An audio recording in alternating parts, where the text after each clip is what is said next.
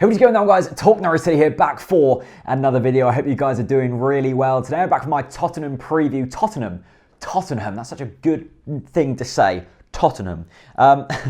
Anyway, back for my preview. No predicted 11 this week. I'm going to sort of combine it in the two because I'm not going to be making too many changes and I kind of wanted a week off the predicted 11. But back with the predicted 11 for the Villa game, so you haven't got to go too long without it. So Spurs coming up on a Tuesday night.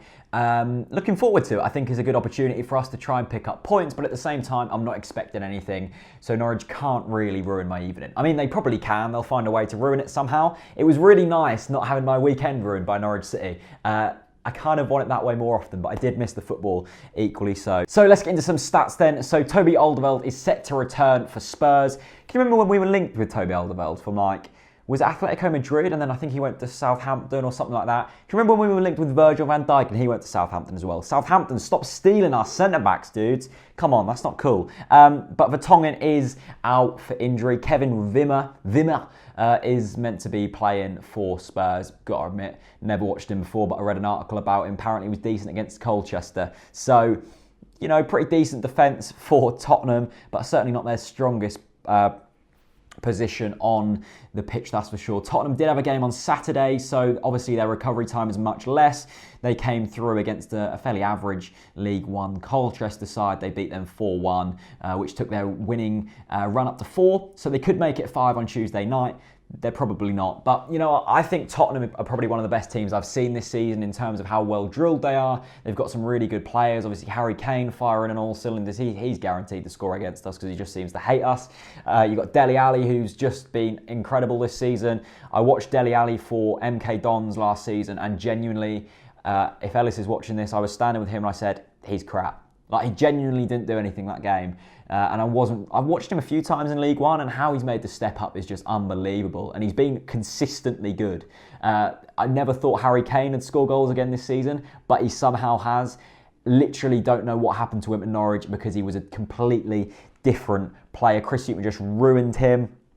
Spurs have a pretty decent record against us. They've won 8 and only lost 3 of the last 15 Premier League games against us.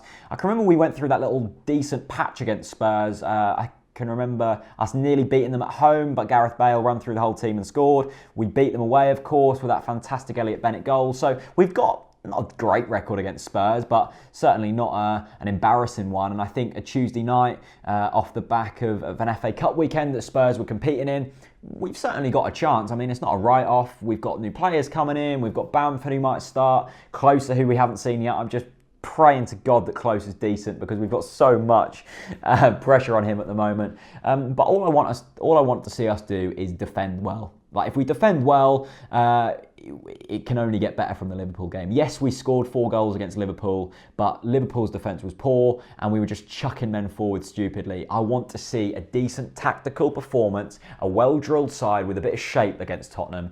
Anything including that is a positive for me. But I mean, we've got to start picking up points. We can't be writing off games. I mean, we're capable of beating anyone. Spurs have slipped up this season. They lost 1-0 to Leicester a couple of weeks ago that no one expected them to lose.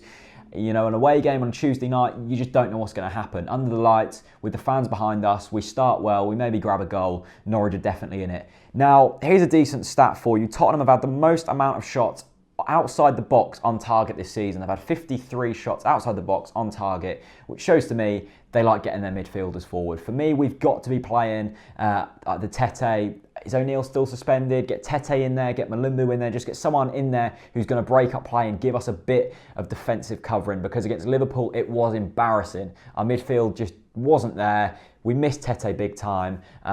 Even Malumbu would have done a job in that game. So I'm hoping for a bit of more of a midfield solidity, you could say, because you can blame the defence all you like, but at the end of the day, if they haven't got the midfield covering, you know, it's never going to go well, is it?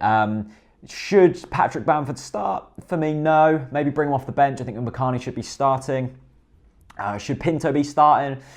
Maybe, but tell him to actually stay at right back instead of like bombing up down the right wing. I think Pinto could give a threat, but at the same time, we've conceded the most amount of counter-attacks this season with 4, so we just can't be throwing too many men forward. We've got to take this game a bit more defensively, just chill out, get your shape right, hold the ball for a bit longer, and easy. just easy, just happy days, happy days. Anyway, thanks for watching. My score prediction is going to be a 2-1 win for Norwich. We're going to do it. I feel positive. We're going to play better. We're not going to get a clean sheet, of course, but we're going to win this. It's a Tuesday night, and I'm looking forward to it. Anyway, let me know your score predictions. Would you play Tete or Malumbu, or would you start Bamford? Would you get Pinto in there? Would you get Closer in there? Would you drop Russell Martin? Yes, you would drop Russell Martin, because if you don't, you're stupid. Thanks for watching, and peace out.